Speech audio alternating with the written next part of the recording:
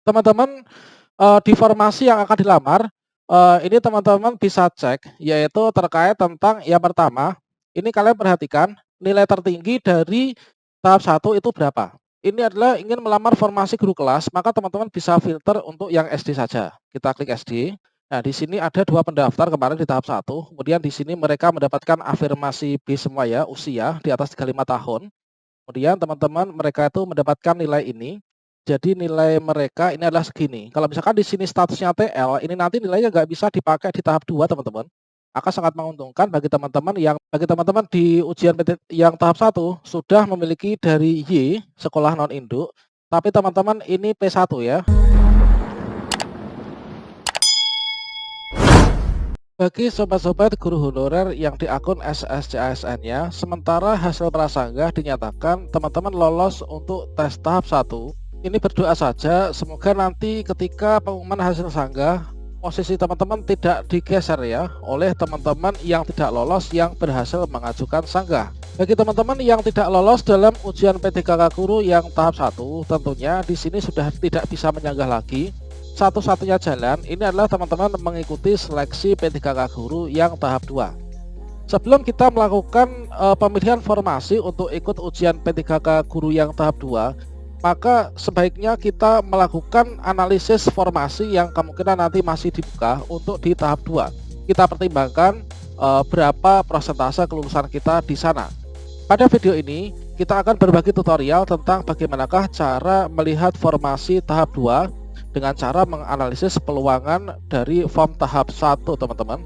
Namun sebelum kita lanjutkan, perlu saya ingatkan, mungkin bagi teman-teman yang baru pertama kali menemukan channel ini, silahkan klik tombol subscribe-nya dan aktifkan notifikasi loncengnya sehingga nanti jika ada video terbaru, teman-teman tidak akan ketinggalan informasi. Cara ini merupakan sebuah cara yang recommended bagi teman-teman pelamar dengan kode XP1, XP2 maupun XP3 pada hasil ujian P3K Guru yang pertama.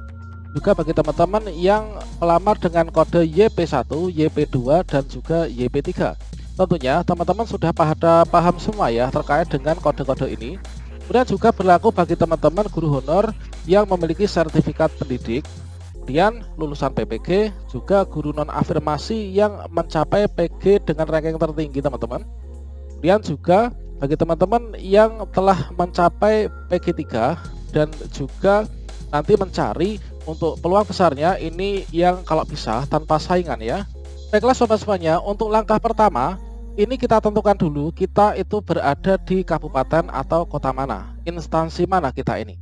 Dikarenakan sesuai dengan peraturan untuk tes tahap 2 itu kita bisa melamar hanya dalam satu instansi ya. Instansi itu artinya dalam satu pemerintah daerah.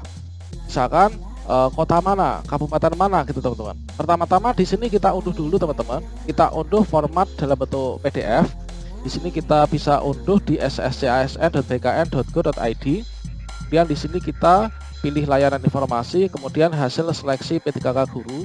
Untuk melakukan analisis jabatan ini kita unduh dulu hasil di daerah kita. Di sini teman-teman bisa cek yaitu pilih provinsi. Misalkan di sini adalah provinsi Jawa Timur. Kemudian teman-teman bisa unduh hasil seleksi. Dan di sini ada kabupaten-kabupaten. Ini adalah nanti kita bisa melamarnya untuk tahap 2 itu adalah sesuai dengan daerah masing-masing teman-teman. Kita belum bisa lintas kabupaten, lintas provinsi. Nah, misalkan di sini kita unduh yang Kabupaten Ngawi. Nah, ini kita klik di sini Ngawi. Kebetulan saya unduh, sudah saya unduh. Sehingga di sini hasilnya adalah seperti ini, yaitu format PDF Kabupaten Ngawi. Berikutnya kita langsung buka saja teman-teman. Kemudian setelah kita buka tentunya kita mendapatkan hasil yang seperti ini ya. Nah, di sini ada 395 halaman tentunya. Akan sangat merepotkan bagi kita untuk mencari satu persatu terkait dengan formasinya untuk kita lakukan analisis teman-teman. Kemudian kita tentukan kita formasi jabatan yang akan kita lamar itu apa. Misalkan saya berdomisili di Kecamatan Karanganyar, Kabupaten Ngawi. Nah, di sini kita bisa cari di Karanganyar. Oke, Karanganyar, kemudian untuk jabatannya misalkan adalah guru kelas. Oke, seperti ini. Misalkan kita cari guru kelas dulu ya. Kita cek untuk guru kelas. Nah, berikutnya teman-teman, kita cek yaitu nama-nama sekolah yang ada di Karanganyar ini, di Kecamatan Karanganyar. Kita cari nama-nama sekolah yang ada di Kecamatan Karanganyar, kemudian kita analisis nanti berapa yang sudah lulus, berapa yang belum lulus, formasi masih berapa. Apakah memungkinkan jika saya dengan ijazah PGSD itu melamar di Karanganyar ini, di Kecamatan Karanganyar, di SD mana kira-kira? Berikutnya di sini kita unduh untuk mengetahui nama-nama sekolah yang ada di Kecamatan Karanganyar. Nah, ini teman-teman. Kita kopikan saja, yaitu URL-nya referensi.data.kemdikbud.go.id index11.php. Nah, di sini kita bisa copy.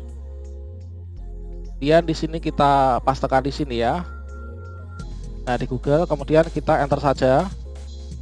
Oke, di sini kita sudah menemukan nama-nama sekolah yang ada di seluruh provinsi di Indonesia. Berikutnya kita filter, kita pilih di Kecamatan Karanganyar. SD yang ada di Kecamatan Karanganyar itu ada di Kabupaten Ngawi. Kabupaten Ngawi itu berada di Provinsi Jawa Timur. Kita pilih di sini Provinsi Jawa Timur. Setelah sampai di provinsi, kita pilih untuk kabupatennya. Nah, kabupatennya mana? Ini Kabupaten Ngawi. Teman-teman tentunya sesuaikan dengan daerah masing-masing ya. Kita klik Kabupaten Ngawi. Biar kita pilih untuk kecamatannya. Nah, ini adalah di Kecamatan Karanganyar. Saya ingin mendaftar lagi di Kecamatan Karanganyar. Kita bisa klik di sini. Nah, ini teman-teman, ini adalah nama-nama sekolah, nama-nama lembaga yang ada di Kecamatan Karanganyar, Kabupaten Ngawi. Tentunya untuk seleksi P3K Guru tahun 2021 yang membuka formasi ini adalah SD negeri, teman-teman. Dikarenakan untuk sekolah swasta itu tidak ada formasi untuk swasta ya, dan juga ME pun juga tidak. Maka di sini kita filter saja. Kalau teman-teman ini adalah ingin melamar formasi guru kelas, maka teman-teman bisa filter untuk yang SD saja. Kita klik SD, maka seluruh data yang dikeluarkan adalah data SD, teman-teman. Nah, ini adalah seluruh data SD yang ada di Kecamatan Karanganyar. Kalau misalkan teman-teman ini adalah guru mapel ingin melamar di SMP Kecamatan Karanganyar, bisa teman-teman pilih SMP. Nah, ini adalah nama-nama SMP yang ada, kemudian sesuaikan dengan ijazah teman-teman yang linear untuk didaftar di sana ya. Di Karanganyar itu ada 1, 2, 3, 4 SMP, teman-teman. Kemudian kita kembali karena saya ingin memilih yang SD. Kita pilih yang SD, klik. Nah, di sini ditampilkan nama-nama SD-nya. Kemudian nama-nama SD ini kita copy, teman-teman. Kita copy. Berikutnya nanti kita lakukan analisis yang ada ya. Berikutnya teman-teman untuk menulisnya biar lebih enak, untuk melakukan analisis ini kalian bisa klik di Microsoft Excel ini, sehingga teman-teman nanti jadinya seperti ini ya. Kita buat untuk nomor, kemudian untuk sekolah, nama sekolahnya, kemudian formasi, kemudian lulus, kemudian tidak lulus, kemudian sisa formasi. Nah, kita cari teman-teman, misalkan kita cari untuk SDN Bangunrejo, ini formasinya berapa, yang lulus berapa, tidak lulus berapa, sehingga sisanya berapa. SDN Bangunrejo. Untuk melakukan analisis di sini formasi, teman-teman bisa langsung kalau misalkan menggunakan Microsoft Edge ya, PDF, membaca PDF. Di sini ada tanda cari, teman-teman klik saja di sini. Kita cari yaitu Bangunrejo. Nah, ini Bangunrejo Lor, ini bukan ini teman-teman, ini enggak di Karanganyar. Bangunrejo 2 enggak ada, berarti Bangunrejo 02. Nah, di sini untuk SDN Bangunrejo 2 di Kecamatan Karanganyar, di sini formasinya 1 dan di sini sudah lulus, teman-teman. Ini oleh guru induk ya. Oke. Ini berarti dapat kita tulis di sini dalam analisisnya formasinya 1, kemudian yang lulus ini adalah 1. Sehingga di sini untuk sisa formasi ini 0, teman-teman. Berarti di sini untuk SDN Bangunrejo ini di tahap 2 sudah tidak membuka formasi lagi ya. Nah, ini sudah nggak membuka formasi lagi, kita bisa tandai.